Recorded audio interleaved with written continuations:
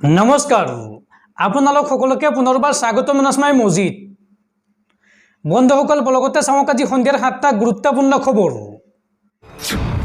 প্ৰথমটো খবৰ, তৃতীয়বাৰলৈ প্ৰধানমন্ত্ৰীৰ দায়িত্ব লৈয়েই কৃষকৰ বাবে মোদীয়ে কৰিলে প্ৰথমটো কাম। পিএম কিষাণ সন্মান নিধিৰ 17 নম্বৰ কিস্তিৰ ধন মুকলি কৰি দিলে প্ৰধানমন্ত্ৰী মোদীয়ে আৰু এই সন্দৰ্ভত 20,000 কোটি টকীয়া ফাইলত চহী মাৰিলে প্ৰধানমন্ত্ৰী মোদীয়ে। তৃতীয়বাৰলৈ দেশৰ প্ৰধানমন্ত্ৰী হিচাপে শপত গ্ৰহণ নৰেন্দ্ৰ মোদীৰ আৰু প্ৰধানমন্ত্ৰীৰ দায়িত্ব লৈয়েই প্ৰথমটো কামৰ শুভাৰম্ভণি মোদীৰ প্ৰথমটো কামৰ পিছতেই দেশৰ কোটি কোটি কৃষকৰ বাবে ভাল খবৰ আহিছে। প্ৰথমটো কাম হিচাপে পিএম কিষাণৰ ধন মুকলি প্ৰধানমন্ত্ৰী মোদীৰ। কৃষকৰ বাবে 20,000 কোটি টকা মুকলিৰ বাবে স্বাক্ষৰ কৰিলে প্ৰধানমন্ত্ৰী মোদীয়ে। অতি শীঘ্ৰেই পিএম কিষাণ আঁচনিৰ 17 নম্বৰ কিস্তিৰ ধন পাব দেশৰ কোটি কোটি কৃষকে। দেশৰ 9.3 কোটি কৃষকৰ বেংক একাউণ্টত সোমাব এই ধন আৰু কৃষকসকলে 17 নম্বৰ কিস্তিৰ ধন হিচাপে 2,000 টকাকৈ বেংক একাউণ্টত লাভ কৰিব। পৰৱৰ্তী খবৰ, AIUDFৰ বিধায়ক তথা দলৰ সাধাৰণ সম্পাদক আমিনুল ইছলামৰ পদত্যাগ। AIUDFৰ সকলো বিষয়ববীৰ পৰা পদত্যাগ মানকাছাৰৰ বিধায়ক আমিনুল ইছলামৰ। AIUDFৰ সাংগঠনিক সাধাৰণ সম্পাদকৰ দায়িত্বটো আছিল বিধায়কগৰাকী। উল্লেখযোগ্য যে লোকসভা নিৰ্বাচনত দলৰ পৰাজয়ৰ বাবে নিজৰ নৈতিক দায়িত্ব স্বীকাৰ কৰি পদত্যাগ কৰিছে আমিনুল ইছলামে। পৰৱৰ্তী খবৰ, ৰাজ্যৰ লাখ লাখ ইছলাম ধৰ্মাৱলম্বী লোকৰ বাবে ভাল খবৰ। অহা 17 জুনত পালন কৰা হ'ব পবিত্ৰ ঈদ উল আজহা। এই কথা আনুষ্ঠানিকভাৱে আজি ঘোষণা কৰিছে কেন্দ্ৰীয় হিলাল কমিটি অসমে। ৰাজ্যৰ লাখ লাখ ইছলাম ধৰ্মাৱলম্বী লোকৰ বাবে ভাল খবৰ। 17 জুন সোমবাৰে পালন কৰা হ'ব পবিত্ৰ ঈদ উল আজহা। কেন্দ্ৰীয় হিলাল কমিটি অসমৰ এই ঘোষণা।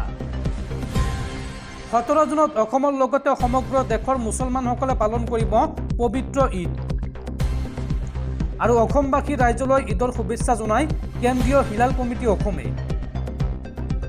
বন্ধুসকল, তাৰপিছত 4 নম্বৰ খবৰটো জনোৱাৰ আগতে আপোনালৈ এটা সৰু ৰিকুৱেষ্ট, যদি তেওঁলোকে এইটো ভিডিঅ'ত লাইক কৰা নাই তেন্তে প্লিজ এটা লাইক কৰি দিয়ক আৰু এনেকুৱা ধৰণৰ নতুন নতুন ভিডিঅ' পাবলৈ চেনেলটো ছাবস্ক্ৰাইব কৰি কাষত থকা বেল আইকনটো প্ৰেছ কৰি ৰাখক।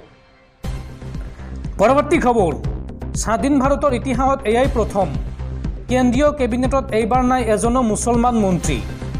এইবাৰ গঠিত হোৱা মোদী মন্ত্ৰীসভাত এজনো মুছলমান মন্ত্ৰী নাই। দেশ স্বাধীন হোৱাৰ পিছত প্ৰথমবাৰলৈ কেবিনেট মন্ত্ৰীত এজনো মুছলমান নাই।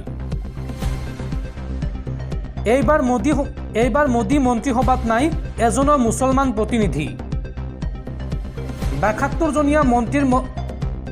জনীয়া মোদীৰ মন্ত্ৰীসভাত সংখ্যালঘু মুছলমান শূন্য। মোদীৰ প্ৰথম কাৰ্যকালত মন্ত্ৰীসভাত আছিল 3 গৰাকী মুছলমান মন্ত্ৰী আৰু দেশ স্বাধীন হোৱাৰ পিছত প্ৰথমবাৰলৈ কেন্দ্ৰীয় কেবিনেটত নাই এজনো মুছলমান। মোদী মন্ত্ৰীসভাত আছে 27 গৰাকী অন্যান্য পিছপৰা জাতিৰ মন্ত্ৰী। লগতে অনুসূচিত জনজাতিৰ 5 গৰাকী মন্ত্ৰী আছে মোদীৰ মন্ত্ৰীসভাত। মোদী মন্ত্ৰীসভাত আছে 7 গৰাকী মহিলা মন্ত্ৰী। কিন্তু মোদী মন্ত্ৰীসভাত নাই এজনো মুছলমান প্ৰতিনিধি, যি নেকি স্বাধীন ভাৰতৰ ইতিহাসত এয়াই প্ৰথম। পৰৱৰ্তী খবৰ, ৰাজ্যবাসীলৈ ভাল খবৰ। আজি ৰাজ্যৰ লাখ লাখ লোকৰ বেংক একাউণ্টত সোমাইছে চৰকাৰী ধন। এতিয়াই পৰীক্ষা কৰক আপোনাৰ বেংক একাউণ্ট। কোনসকল লোকৰ বেংক একাউণ্টত আজি ধন সোমাইছে চাওঁ আহক। এতিয়াই পৰীক্ষা কৰক আপোনাৰ বেংক একাউণ্ট। আজি ৰাজ্যৰ লাখ লাখ লোকৰ বেংক একাউণ্টত সোমাইছে চৰকাৰী ধন। ৰাজ্যৰ প্ৰায় 44 লাখ লোকে লাভ কৰিলে চৰকাৰী ধন। কোনে কোনে লাভ কৰিছে এই ধন চাওঁ আহক। আজি অৰুণোদয় আঁচনিৰ হিতাধিকাৰীয়ে পাইছে তেওঁলোকৰ বেংক একাউণ্টত ধন। লগতে শ্বহীদ কুশল কোঁৱৰ বৃদ্ধ পেঞ্চন, ৰাষ্ট্ৰীয় দিব্যাংগ আঁচনি, বিধৱা আৰু বৃদ্ধ পেঞ্চন আঁচনিৰ ধন সোমাইছে হিতাধিকাৰী বেংক একাউণ্টত। উল্লেখযোগ্য যে প্ৰতি মাহৰ 10 তাৰিখে হিতাধিকাৰী বেংক একাউণ্টত ধন সোমোৱাটো নিশ্চিত কৰিছে অসম চৰকাৰে আৰু আজি হৈছে মাহৰ 10 তাৰিখ। গতিকে আজি ৰাজ্যৰ প্ৰায় ৪৪ লাখ লোকৰ বেংক একাউণ্টত সোমাইছে চৰকাৰী ধন। পৰৱৰ্তী খবৰ, দুমাহৰ পিছত ভংগ হ'ব মোদী চৰকাৰ আৰু দুমাহৰ পিছত দেশত আকৌ হ'ব নতুন চৰকাৰ। দেশত নৱগঠিত NDAৰ চৰকাৰক লৈ এই বিস্ফোৰক মন্তব্য বিধায়ক অখিল গগৈৰ। দুমাহৰ পিছতে এইবাৰ ভংগ হ'ব মোদী চৰকাৰ। দুমাহৰ পিছত দেশত আকৌ হ'ব নতুন চৰকাৰ। যদিহে নতুন চৰকাৰ নহয় তেন্তে দুমাহৰ পিছত আকৌ অনুষ্ঠিত হ'ব নিৰ্বাচন। মুঠতে এইখন চৰকাৰ অস্থায়ী চৰকাৰ। এই চৰকাৰৰ ওপৰত জনতাই ভৰসা কৰি লাভ নাই। দেশখন কেৱল নৰেন্দ্ৰ মোদীৰ জমিদাৰী বুলি ভাবে বিজেপি তথা NDA। মুছলমানৰ সংৰক্ষণ উঠাই দিম বুলি নিৰ্বাচনী প্ৰচাৰ চলাই এতিয়া নাক কাণ কাটিবলগীয়া হৈছে বিজেপিয়ে। এই মন্তব্য বিধায়ক অখিল গগৈৰ। পৰৱৰ্তী খবৰ, মক্কাত অসমৰ হজযাত্ৰীৰ মৃত্যু। হজলৈ গৈ মক্কাত অসমৰ হজযাত্ৰীৰ মৃত্যু। মৃত্যু হোৱা হজযাত্ৰীজন কাছাৰৰ জছিৰুদ্দিন মজুমদাৰ। উল্লেখযোগ্য যে কিছুদিন পূৰ্বে পত্নীৰ সৈতে হজলৈ গৈছিল জছিৰুদ্দিন মজুমদাৰ। পৰৱৰ্তী খবৰ, দেশত ঘোষণা কৰা হ'ল উপ নিৰ্বাচনৰ দিন। নিৰ্বাচন আয়োগে ঘোষণা কৰিলে উপ নিৰ্বাচনৰ সময়সূচী। দেশৰ নিৰ্বাচন আয়োগে ঘোষণা কৰিছে বিধানসভা সমষ্টিৰ উপ নিৰ্বাচনৰ সময়সূচী। দেশৰ 7খন ৰাজ্যৰ 13টা বিধানসভা সমষ্টিত অনুষ্ঠিত হ'ব উপ নিৰ্বাচন।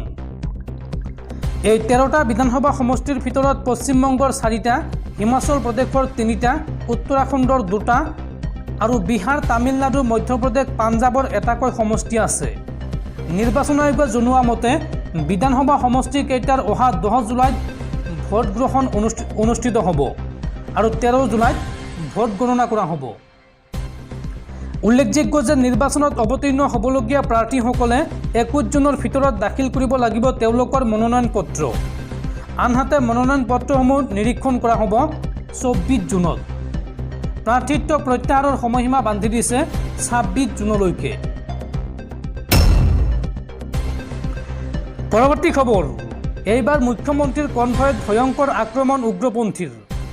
জিৰিবামত মণিপুৰৰ মুখ্যমন্ত্ৰীৰ নিৰাপত্তাৰক্ষীৰ দলৰ ওপৰত উগ্ৰপন্থীৰ ভয়ংকৰ আক্ৰমণ আৰু এই আক্ৰমণত আহত হৈছে এগৰাকী নিৰাপত্তাৰক্ষী। সোমবাৰে পুৱা প্ৰায় 10:30 জিৰিবাম পথৰ 37 নং ৰাষ্ট্ৰীয় ঘাইপথৰ পৰ্টলেনৰ সমীপত লাইজাঙত জিৰিবামলৈ গৈ থকা মণিপুৰৰ মুখ্যমন্ত্ৰী এন বীৰেন সিঙৰ অগ্ৰিম নিৰাপত্তাৰক্ষীৰ দলটোৰ ওপৰত সন্দেহযুক্ত কুকি উগ্ৰপন্থীয়ে এম্বুছ কৰাৰ খবৰ পোৱা গৈছে আৰু এই এম্বুছত এজন নিৰাপত্তাৰক্ষী আহত হোৱা বুলি জানিব পৰা গৈছে। মঙলবাৰে অশান্তিগ্ৰস্ত জিৰিবাম জিলাত উপস্থিত হৈ সাম্প্ৰতিক পৰিস্থিতিৰ বুজ লোৱাৰ কথা আছিল মুখ্যমন্ত্ৰীগৰাকীয়ে। মণিপুৰ আৰক্ষীৰ কামাণ্ডো আৰু আছাম ৰাইফলছৰ যুটীয়া দল গঠন কৰি এই সন্দৰ্ভত দোষীক বিচাৰি উলিয়াবলৈ তালাচী অভিযান অব্যাহত ৰখা হৈছে। পৰৱৰ্তী খবৰ, কালি মোদী মন্ত্ৰীসভাৰ এগৰাকী মন্ত্ৰী হিচাপে শপত লোৱা এগৰাকী সুৰেশ গোপীয়ে আজি এৰিব খোজে মন্ত্ৰী পদ। ইয়াৰ কাৰণ দৰ্শাই সুৰেশ গোপীৰ মন্তব্য, মই মন্ত্ৰিত্ব বিচৰা নাছিলোঁ। মই বহুকেইখন বলছবিৰ সৈতে চুক্তিবদ্ধ হৈ থকাৰ বাবে সেইখিনিও সম্পূৰ্ণ কৰিব লাগিব।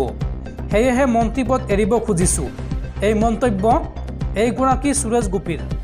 উল্লেখযোগ্য যে কেৰালাৰ একমাত্ৰ বিজেপিৰ সাংসদ হৈছে সুৰেশ গোপী আৰু সুৰেশ গোপীৰ ইচ্ছা সাংসদ হিচাপে কাম কৰাৰ।